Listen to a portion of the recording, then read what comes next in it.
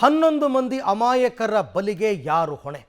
ಸರ್ಕಾರ ಜವಾಬ್ದಾರಿಯನ್ನು ಹೊತ್ತುಕೊಳ್ಳುತ್ತಾ ಕೆಎಸ್ಸಿಎನ ಅಥವಾ ಆರ್ಸಿಬಿನ? ಸಾರ್ವಜನಿಕರು ಕೇಳ್ತಾ ಇರತಕ್ಕಂಥ ಪ್ರಶ್ನೆ ಇದು. ಚಿನ್ನಸ್ವಾಮಿ ಸ್ಟೇಡಿಯಂ ಕಾಲ್ ತುಳಿತಕ್ಕೆ ಯಾರು ಹೊಣೆ? ಸಾರ್ವಜನಿಕರ ಪ್ರಶ್ನೆ. ರಾಜಕೀಯವನ್ನು ಪಕ್ಕಕ್ಕಿಡಿ. ಸರ್ಕಾರನ, ಪೊಲೀಸರ, ಕೆಎಸ್ಸಿಎನ? ಕಡೆ ಕ್ಷಣದ ನಿರ್ಧಾರದಿಂದಲೇ ಈ ಎಡವಟ್ಟಾಗಿದೆ ಅಂತಕ್ಕಂಥದ್ದು ಸ್ಪಷ್ಟವಾಗಿ ಗೊತ್ತಾಗ್ತಾ ಇದೆ. ಸರ್ಕಾರದ ವಿರುದ್ಧ ವಿಪಕ್ಷಗಳು ಗಂಭೀರ ಆರೋಪ ಮಾಡ್ತಾ ಇವೆ. ವಿಧಾನಸೌಧದ ಮುಂದೆ ಕಾರ್ಯಕ್ರಮ ಬೇಡ ಅಂತ ಸರ್ಕಾರಕ್ಕೆ ಪೊಲೀಸರು ಸಲಹೆ ಕೊಟ್ಟಿದ್ರಂತೆ.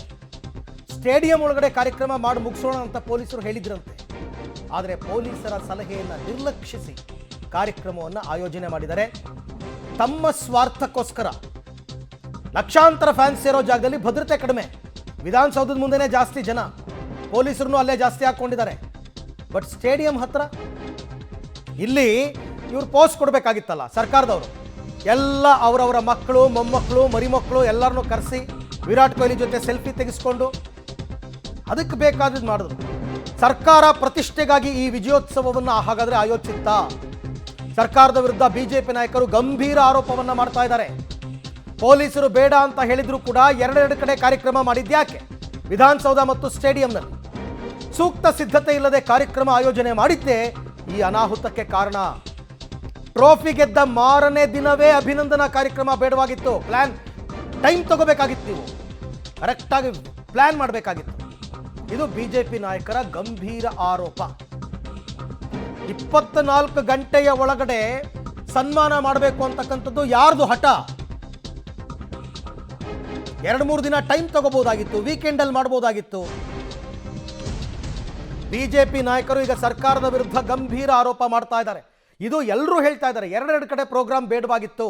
ಆ್ಯಕ್ಚುಲಿ ಇವರು 3 ಪ್ಲಾನ್ ಮಾಡ್ಕೊಂಡಿದ್ರು. ವಿಕ್ಟರಿ ಪರೇಡ್ ಕೂಡ ಮಾಡಬೇಕು ಅಂತ ಆರಂಭದಲ್ಲಿ ಆಯಿತು, ಪೊಲೀಸರೇನೋ ಹೇಳಿದ್ರು ಅಂತ ವಿಕ್ಟರಿ ಪರೇಡ್ ಕೈಬಿಟ್ಟರು. ವಿಧಾನಸೌಧದ ಕಾರ್ಯಕ್ರಮ ಗ್ರ್ಯಾಂಡ್ ಸ್ಟೆಪ್ಸ್ ಮುಂಭಾಗದಲ್ಲಿ ಬೇಡವಾಗಿತ್ತು ಒಂದೇ ಕಡೆ. ಯಾಕೆಂದರೆ ಅವರಿಗೆ ಅಂದಾಜಾಗಬೇಕಾಗಿತ್ತು. RCB ಅವರು ಟ್ರೋಫಿ ಗೆದ್ದ ತಕ್ಷಣ ಇಡೀ ರಾತ್ರಿ ಬೆಂಗಳೂರಿನಲ್ಲಿ ಸೆಲೆಬ್ರೇಷನ್ ಆಗಿದೆ, ಎಷ್ಟು ಪರಿಯಾಗಿದೆ, ಇಂಟೆಲಿಜೆನ್ಸ್ ರಿಪೋರ್ಟ್ ಕೊಡಬೇಕಾಗಿತ್ತು. ಅಭಿಮಾನಿಗಳು ಬರ್ತಾರೆ ಅಂತಕ್ಕಂಥ ಕನಿಷ್ಠ ಮಾಹಿತಿನೂ ಕೂಡ ರಾಜ್ಯ ಸರ್ಕಾರಕ್ಕೆ ಮುಖ್ಯಮಂತ್ರಿಗಳು ಇರಲಿಲ್ಲ ಅಂತ ಹೇಳಿದ್ರೆ ನೋಡಿ, ಅಲ್ಲಿ ಘಟನೆ ನಡೆದಂತ ಸ್ಥಳದಲ್ಲಿ ಆಂಬ್ಯುಲೆನ್ಸ್ ವ್ಯವಸ್ಥೆ ಇರಲಿಲ್ಲ, ಪೊಲೀಸ್ ವ್ಯವಸ್ಥೆ ಸರಿಯಾಗಿರಲಿಲ್ಲ. ಮುಖ್ಯಮಂತ್ರಿಗಳು ಹೇಳಿಕೆ ಗಮನಿಸಿ, ನಿನ್ನೆ ವಿಧಾನಸೌಧದ ಹತ್ತಿರ ಯಾವುದೇ ಒಂದು ದುರ್ಘಟನೆ ನಡೆದಿಲ್ಲ, ಚಿನ್ನಸ್ವಾಮಿ ಸ್ಟೇಡಿಯಂ ಹತ್ರ ಮಾತ್ರ ನಡೆದಿದೆ ಅಂತೇಳಿ ತಮ್ಮ ಜವಾಬ್ದಾರಿಯಿಂದ ನುಣುಚ್ಕೊಳ್ತಕ್ಕಂಥ ಕೆಲಸ ನಿನ್ನೆ ಸ್ವತಃ ಮುಖ್ಯಮಂತ್ರಿಗಳು ಮಾಡಿದ್ದಾರೆ. ಮಾನ್ಯ ಮುಖ್ಯಮಂತ್ರಿಗಳೇ, ಯಾವಾಗ ನೀವು ರಾಜ್ಯ ಸರ್ಕಾರ ವಿಧಾನಸೌಧದ ಮುಂದೆ ಗೆಲುವಿನ ಸಂಭ್ರಮಾಚರಣೆ ಮಾಡಬೇಕು ಅಂತೇಳಿ ನೀವು ತೀರ್ಮಾನ ಮಾಡಿದ್ರು, ಅರ್ಧಕ್ಕರ್ಧ ಪೊಲೀಸ್ ವ್ಯವಸ್ಥೆ ಏನಿತ್ತು, ಮುಖ್ಯಮಂತ್ರಿಗಳು, ಮಂತ್ರಿಗಳು, ಇವರ ಸಚಿವ ಸಂಪುಟದ ಸದಸ್ಯರಿಗೆ ಒಂದು ಸೆಕ್ಯೂರಿಟಿ ಕೊಡಬೇಕು, ಅದಕ್ಕೆ ಅರ್ಧಕ್ಕರ್ಧ ಪೊಲೀಸರು ಕೂಡ ಎಲ್ಲರೂ ಕೂಡ ಇಲ್ಲಿ ವಿಧಾನಸೌಧ ಹತ್ರ ಇದ್ರು. ಹಾಗಾಗಿ ನಾವು ಹೇಳ್ತಾ ಇದ್ದೇನೆ, ಏನು ನಿನ್ನೆ ದುರ್ಘಟನೆ ನಡೆದಿದ್ದಕ್ಕೆ ಸಂಪೂರ್ಣವಾಗಿ ರಾಜ್ಯ ಸರ್ಕಾರವೇ ಹೊಣೆಯನ್ನ ಹೊರಬೇಕಾಗ್ತದೆ. ರಾಜ್ಯ ಸರ್ಕಾರವೇ ಹೊಣೆಯನ್ನ ಹೊರಬೇಕಾಗ್ತದೆ.